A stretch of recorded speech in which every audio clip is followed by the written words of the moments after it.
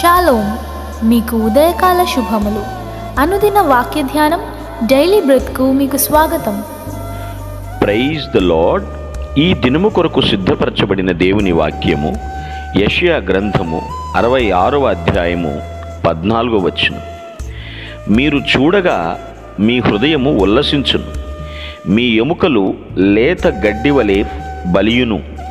యెహోవా హస్తబలము ఆయన సేవకుల ఎడల కనుపరచబడును, ఆయన తన శత్రువుల ఎడల కోపము చూపును. ప్రభునందు ప్రియులారా, ముందుగా మీకు హృదయపూర్వక వందనములు తెలియజేస్తూ ఉన్నాను. పెద్ద ప్రవక్తలలో ఒకరైన యెషయా ద్వారా ప్రభు మనతో మాట్లాడుతూ ఉన్నాడు. ఇది ఇజ్రాయేలులకో మరొకరికో అనుకోకుండా చదవబడినటువంటి మనము వింటున్నటువంటి మన శ్రేయస్సు ఉద్దేశించి ప్రభు మాట్లాడుతున్నాడని మనము ఆలోచిస్తే వాగ్దానం మన జీవితం పట్ల నెరవేరుతుంది. మన హృదయాన్ని ఉల్లసింపచేసేటువంటి దేవుడు ఆయన. మన ఎముకలను లేత గడ్డి ఏ విధంగా బలపడుతూ ఉంటుందో, బలుస్తూ ఉంటుందో ఆ విధంగా చేయగలడు.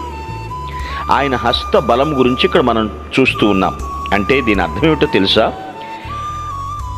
ఆయన పిల్లలైనటువంటి మనలను దీవించటం కొరకు ఆయన శక్తిని ఉపయోగిస్తున్నాడు. మనల్ని దీవించేందుకు ఆయన శక్తి పనిచేస్తుంది. ఒకటే అంటున్నాడు, నా చేతులతో నేను మిమ్మల్ని తయారు చేశాను, నేను మిమ్మల్ని బలపరచగలను, మీకు బుద్ధి కూడా చెప్పగలను అంటున్నాడు. మన హృదయాలు తెప్పరిలో చేయువాడు ఆయనే, ఉల్లసింపచేస్తాడు. కొన్ని సందర్భాల్లో మన హృదయాలు మొద్దుబారిపోయి ఉంటాయండి. దాని అర్థం ఏమిటో తెలుసా? వాక్యం తెలుసు, వ్యవహారం నడపడం తెలుసు, వ్యర్థంగా మాట్లాడకూడదని తెలుసు, కానీ వక్రీకరించి మాట్లాడుతూనే ఏం జరుగుద్దులే, ఇంతకన్నా బాగా జరుగుద్దంటారా, కానీలే అని వాత వేయబడిన మనస్సాక్షిలాగా ఒక్కొక్కసారి వ్యవహారం నడుపుతూ ఉంటారండి. బయటివారు కాదండి, దేవుని పిల్లలై ఉండి హృదయాలు మొద్దుబారిపోయి ఉంటాయి, కఠినం అయిపోయి ఉంటాయి, స్పందన ఉండదు, ఏమాత్రం ద్రవీభవించటం అనేది చూడలేం ప్రియులారా. ప్రభు అంటున్నాడు, ఆయన శక్తి పనిచేస్తున్నప్పుడు మన హృదయాలు ఉల్లసింపబడతాయి, అంటే మనం ఆనందిస్తాం. మన ఎముకలు బలుస్తాయి అంటే సైజు పెరుగుతాయేనా? ఇక్కడ అర్థం పటిష్టమవుతాయి. లేత గడ్డి వలె బలియును. ఈ మాట గుర్తుపెట్టుకోండి. లేత గడ్డి అది ఏం చూస్తుంది? మరింతగా సారవంతంగా తయారవుతుంది. మన ఎముక గట్టి అని పిలుస్తాం కదా, ఎముక చిన్నగా ఉందేమో కానీ పటిష్టం చేస్తాడు ఆయన. మీ ఎముకలు లేతగడ్డి వలె బలియును. ఇక్కడ గ్రహించండి పిల్లరా, ఎముకతో దేవుడు స్త్రీని తయారు చేశాడు. ఇక్కడ స్త్రీ అనగా అర్థము ఆయన వధువు సంఘము. దేవుడు మనల్ని బలపరుస్తాడు. ఆయన పెళ్లి కుమారుడుగా భర్తగా రాబోతున్నాడు. పెళ్లి కుమార్తెను సిద్ధం చేస్తాడు. మన హృదయాల్ని ఉల్లసింప చేస్తాడు.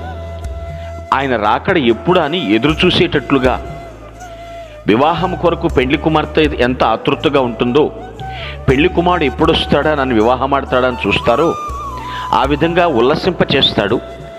ఎముకలను బలిచినట్లుగా బలపరుచున్నట్లుగా చేస్తాడు. ఏమాత్రం కూడా బలహీనం కాకూడదని. లేత గడ్డి వలె బలియును అనేటువంటి మాట చూడండి. ఆయన హస్తములు ఆయన సేవకులు ఎడల కనుపరచబడును. హస్త బలం, దేవుని అభిషేకం తన సేవకులకు సమృద్ధిగా ఇస్తాడు. ఆయన హస్త బలముతో తన సేవకుల్ని బలంగా వాడుకుంటాడు. ఆయన శక్తి సామర్థ్యాలను తన సేవకులకు ఇస్తాడు. ఎవరు పడిపోకుండా, పడిపోయిన వారిని ఉద్ధరించబడేటట్లుగా తన సేవకులు ఎట్లా తన పట్ల ఎప్పటికీ కూడా దేవుని అభిషేకం దూరం కాదు. గుర్తుపెట్టుకోండి. సహవాసం దూరం అయిపోతుంది కొందరికి. క్రియలు దేవునికి అయిష్టమైనప్పుడు దేవునితో సహవాసం దూరం అవుతూ ఉంటుంది. అయితే పిల్లరా, ఆయన తన శత్రువుల ఎడల కోపము చూపును. దేవునికి శత్రువులు ఉన్నారా? శత్రువులున్నవాడు దేవుడు ఎలా అవుతాడు అని మీరు అనొచ్చేమో. క్రమాన్ని పాడు చేసేది ఎవరైనా సరే సహించలేరండి. సృష్టికి ఒక క్రమాన్ని ఏర్పరిచాడు దేవుడు. ఆ క్రమాన్ని అడ్డగిస్తే మాత్రం తప్పు. ఏదేని తోటలో ఒక విధానాన్ని అలవాటు చేశాడు తన సృష్టికి, తన చేత్తో చేసుకున్నటువంటి మానవులకు. ఆ క్రమాన్ని అడ్డగించాడు దుష్టుడు సాత్వం రూపములో. మరి శత్రువే కదా. మనుష్యుల మీద ఆయనకి ఏ కోపం లేదండి.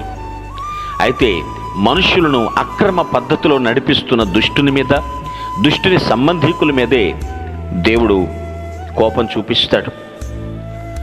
నీ మట్టుకు నీవు, ప్రభువా నా హృదయాన్ని ఆనందింపచేయండి అని అడుగు.